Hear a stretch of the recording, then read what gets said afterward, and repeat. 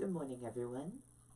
I'm Riley King, and welcome to my morning news report right here on the Riley King Network. Let's begin. Take a look at this photo right here. An apartment building and trees damaged that apartment building. High winds toppled trees, spread fires around New Hampshire. Wind-fueled flames in Windham brush fire.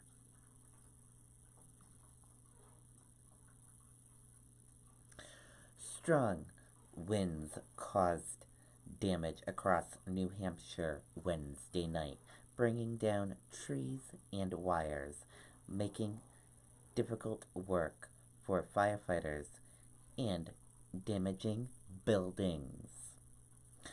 One strong wind gust was all it took to send a massive tree toppling into an apartment building in the Hillside East complex on Silver Tree Circle in Derry.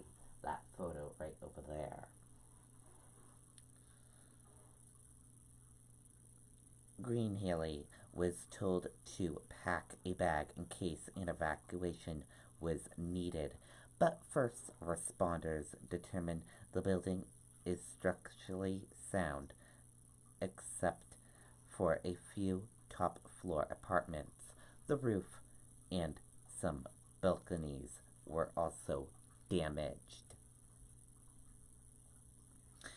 In Springfield, a portion of Route 114 was closed down after a tree fell across the road. In Epping, a tree fell on Route 2017, with one branch shattering the windshield of a car. No one was hurt, but a detour was set up during cleanup. In Windham, about a dozen fire departments rushed to a fire near Shadow Lake. What was reported as an outside fire spread to a home on Allen Road, reaching a third alarm with the wind-fueled flames. No one was hurt in the fire in Windham. And that did it for my morning news report right here on the Riley King Network. I hope you all have a great rest of your day, and I'll see you back here later on today for another news report. Goodbye, everyone.